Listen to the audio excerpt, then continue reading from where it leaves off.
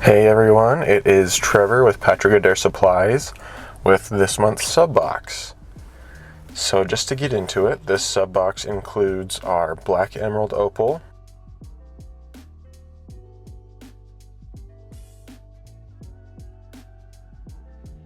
Fluorite,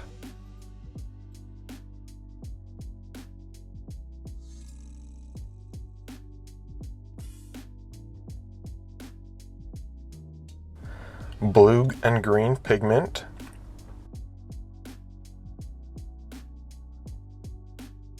green glow,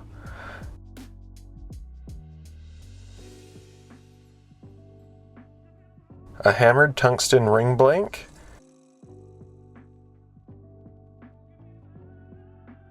and as freebies this month we have our blue charcoal opal, neon glow powder, and an empty vial to mix in. Alright, so to start things off, I'm going to be mixing some of the pigment with our green glow powder. This part is really just personal preference, but this way you get to see the ratio that I use to make this ring. I usually just do a couple scoops of the pigment and fill the rest up with glow powder. For this I used half of the glow powder for the green and half for the blue.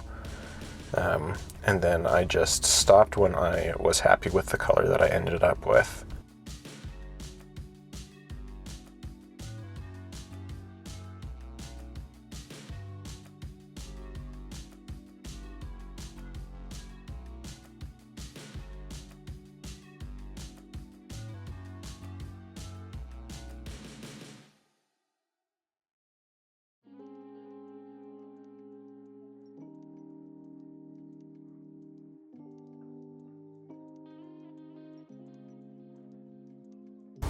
And then as a mixture for our Black Emerald Opal and our Fluorite, I did about a 80-20 ratio, or at least I attempted an 80-20 ratio, with the Black Emerald being 80% and Fluorite being 20%.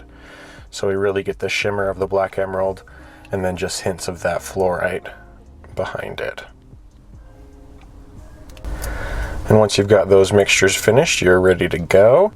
To start off, I did a layer of our thick CA all around the ring channel. And then I just pour on our little 80-20 mixture until the channel is fully covered.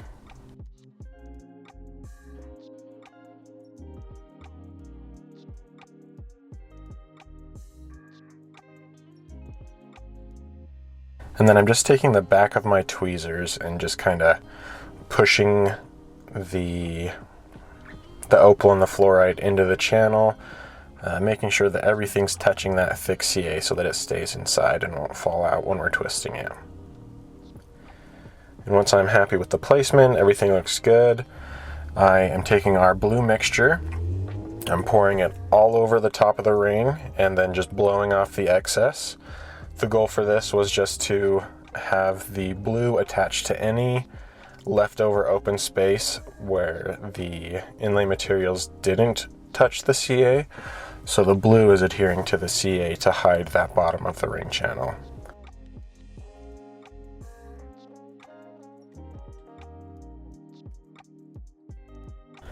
Then I'm taking our green mixture and just kind of randomly sprinkling it over the top of the ring to get a good kind of even ratio with that blue and green pigment.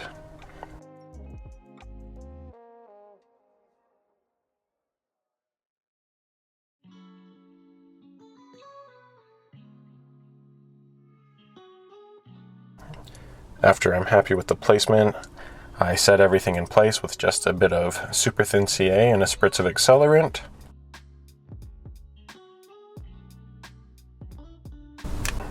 And then to fill up the rest of the channel of the ring, I am just doing thin layers of the super thin slowly over time until it gets to the top of that ring channel.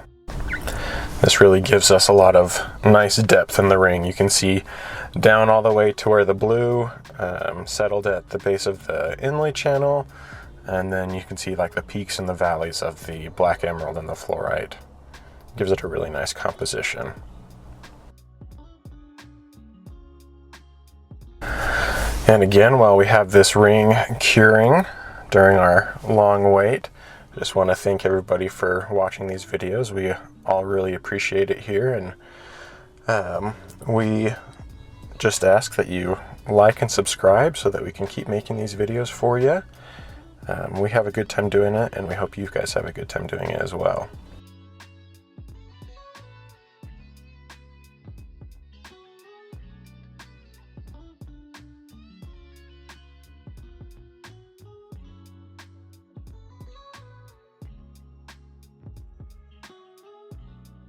So after the ring channel is filled up with that super thin CA and all cured, we are ready to just Dremel down the excess until we get rid of that just top layer all the way down flush with the inlay channel.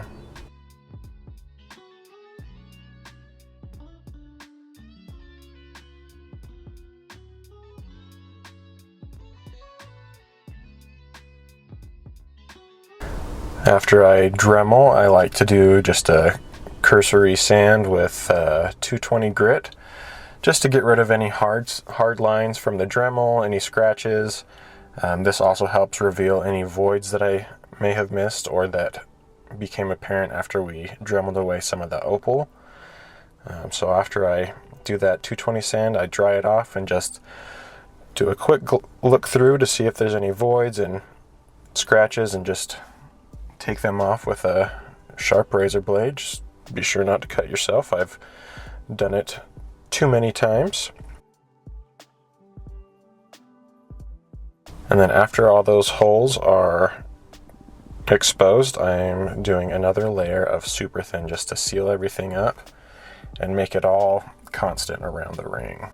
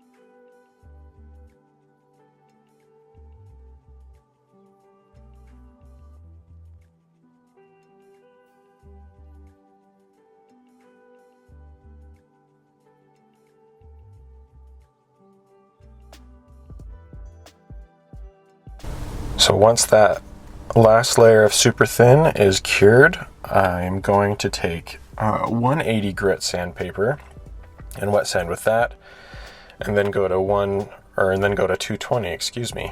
And I'm just trying to take off that kind of top layer of super thin. I go through the 180 and 220 twice.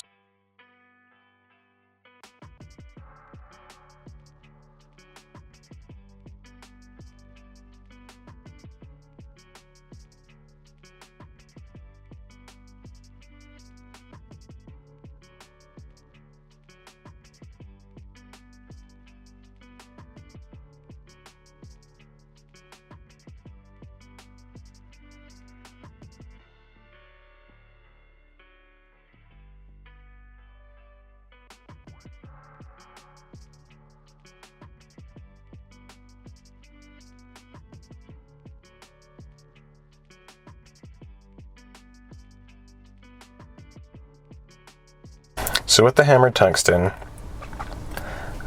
after I do the 180 grit and the 220 grit, I take my razor and clean off any excess super glue that is remaining on the hammered divots. I like to do this after the the 180 and 220 because we still have the 500 and 1000 yet left. And if there's any kind of rough edges from taking off that excess super glue, that excess CA, the 500 and 1000 will smooth that out and make it look nice.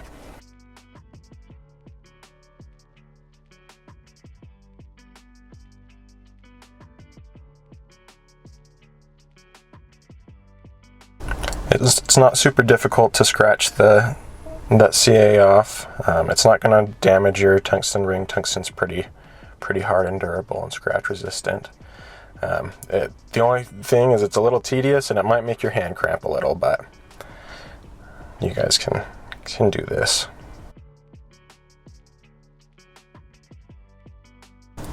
After I have cleaned off those divots, like I said earlier, I'm going to finish wet sanding with the 500 grit and the 1000 grit.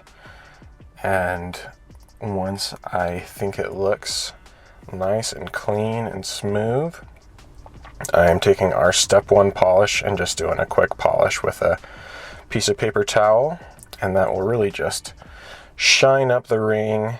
If there's any like really small marks in the ring that I didn't notice, it will usually take care of that as well.